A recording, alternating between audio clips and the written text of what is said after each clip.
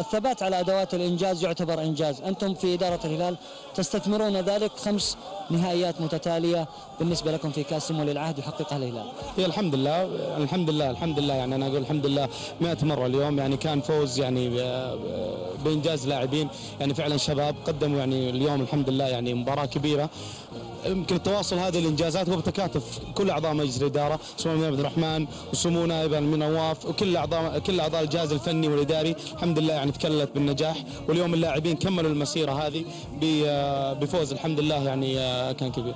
مجريات المباراه كانت بالنسبه لك وانت تتابع فريقك صعبه، مجريات يعني خلينا نقول تعصب معاها شوي؟ والله الشوط الاول كنا مرتاحين، لكن كان في شد الشوط الثاني، خصوصا انه يعني الاتفاق نازل ووده يعوض ووده يعني كان في ضغط شوي، كانوا مضغوطين شوي في البدايه، بس الحمد لله يعني اللاعبين يعني حافظوا على النتيجه. يمكن اليوم المحاور لعبوا دورهم الكبير، يمكن هرماش وايضا لما نزل قرني كان لهم دور كبير في وسط الملعب. الحمد لله على النتيجه الحمد لله. كان لك دور في الموضوع ياسر الشهراني ان تبحث عن لاعب ظهير، اليوم وانت تساعد سلطان البيشي سلمان الفرج، تطمئن كثيرا الى انه لن يكون هناك استعجال، هل ستغير قناعاتك؟ والله لا، غيرنا قناعاتنا 100%، خصوصا من بعد بروزهم، يعني مو بهذه المباريات اللي قبلها، يعني غيرنا قناعاتنا 100%. احنا عندنا لاعبين يمكن في اي نادي يلعبون يثبت نفسهم اساسيين، وانت شايف الحين الحمد لله تشكيله المنتخب يمكن اغلب لاعبين الشباب هم يعني منضمين للمنتخب الحمد لله. انت رجل تعي جيدا كره القدم، حينما تقول بان المدرب يتكرر يعني على الاقل في هذه البطوله بداها دول ومن ثم